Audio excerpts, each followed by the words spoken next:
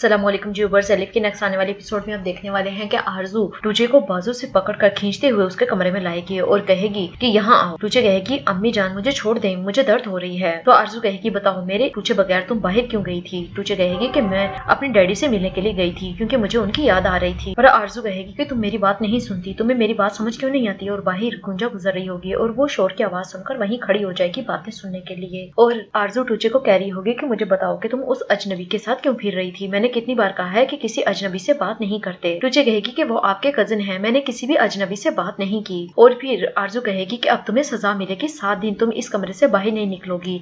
आरजू वापस जाने लगती है। टूचे बहुत ज्यादा रो रही होगी कि मम्मा ऐसा मत करें। आरजू टूचे की एक बात नहीं सुनती और गुस्सा होकर वहाँ से चली जाएगी। गुंजा भी साइड पर होकर छुप जाएगी ताकि आरजू उसे ना देख सके। गुंजा सोच रही होगी कि ये कजिन जरूर आरजू के लिए किसी परेशानी का सबब है, इसी वजह से आरजू इतनी परेशान है इस कजिन को लेकर। और दूसरी तरफ हम देखेंगे कि कनान मुसलसल मैलिक को ढूंढ रहा होगा, लेकिन मैलिक उसे कहीं भी नहीं मिल रही होती है। और फिर वो बार बार कॉल्स भी करेगा लेकिन मैलिक का फोन बंद होगा। और फिर कनान उसी नंबर पर फोन करेगा जिस पर मैलिक ने उसे फोन किया था। और वो आदमी कनान का भी फोन नहीं उठा रहा होता और वो इंतजार में होता है कि कनान भी यहाँ आ जाए क्योंकि उसके बॉस ने हुक्म दिया होता है कि कनान को भी साथ ही इसके मार डालो। और इस तरह उस शख्स ने अपना प्लान बदल लिया होता है और वो कनान का वेट कर रहा होगा और कहेगा कि मैं तुम दोनों को यहाँ से मार कर ही जाऊंगा। मैलिक उन्हें कह रही होगी कि प्लीज ऐसा मत करो। और फिर अगले सीन में हम देखने वाले हैं कि मुराद जैनब से मिलने के लिए हॉस्पिटल आया होता है और जब वो जैनब को व्हीलचेयर पर देखेगा तो वो हैरान हो जाएगा और वो जैनब के पास आकर बैठ जाएगा और कहेगा कि बताओ मुझे क्या हुआ है तुम्हें।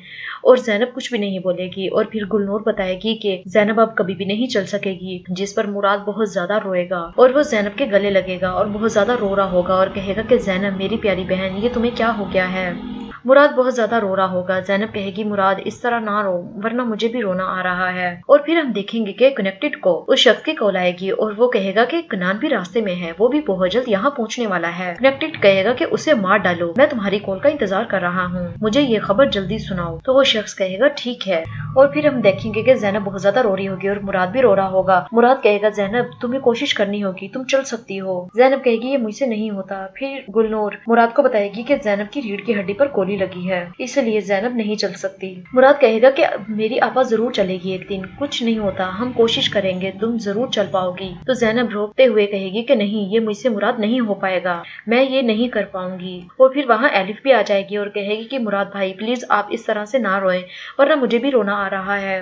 और फिर सलीम मुराद से कहेगा कि सलीम बाहर चलो, मुझे तुमसे बात करनी है। और फिर सलीम मुराद को बाहर ले जाएगा और कहेगा कि मुराद तुम्हें हौसला करना होगा, सब्र करना होगा, हिम्मत से काम लेना होगा। अगर हम जैनब के सामने इस तरह रोएंगे तो जैनब कमजोर हो जाएगी और जैनब हिम्मत हार जाएगी। मुराद कहेगा कि मेरा दिल मुकम्मल तौर पर टूट चुका है। और फिर सलीम मुराद को बताएगा कि मुझे लगता है कि ये सब कुछ उकरत का कसूर है, ये सब कुछ उकरत ने किया है। मुराद कहेगा ठीक है मैं अभी आता हूँ। और फिर सलीम अंदर चला जाएगा। मुराद कहेगा कि उकरत अब मैं तुम्हें नहीं छोड़ने वाला। और फिर मुराद पुलिस को फोन करेगा और कहेगा कि मुझे आपसे बात करनी है। और फिर हम देखेंगे कि मैलिक के घर पर आएगा और दरवाजा बार बार बजा रहा होगा लेकिन अंदर से कोई आवाज नहीं आती।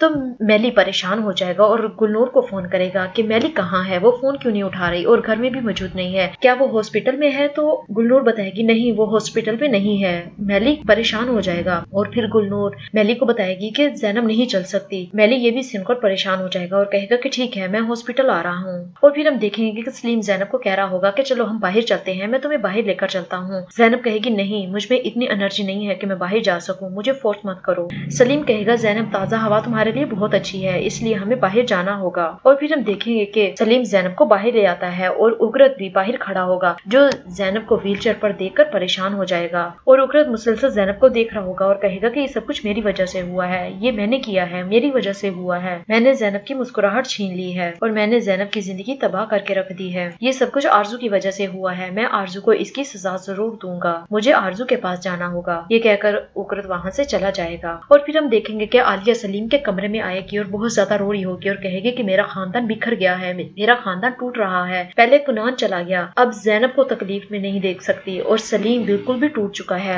मुझे नहीं समझ आ रहा कि ये मेरे घर में क्या हो रहा है। और फिर आलिया की नजर चेन पर पड़ेगी और वो सोच रही होगी कि ये चेन मैंने कहीं देखी है। फिर आलिया को याद याद आएगा कि शादी वाले दिन ये चेन आरजू ने पहनी हुई थी। और फिर आलिया को सब कुछ याद आने लग जाता है कि शादी वाले दिन आरजू बहुत ज्यादा घबराई हुई थी और उसने ही ज़ैनब को गोली मारी होगी। जी व्यूअर्स, ये थी आज की मेरी वीडियो। उम्मीद है कि आपको पसंद आएगी। मेरे चैनल को सब्सक्राइब करें, लाइक करें ताकि आने वाली न्यू वीडियोस आप तक पहुंचती रहे। शुक्रिया, अल्लाह हाफिज।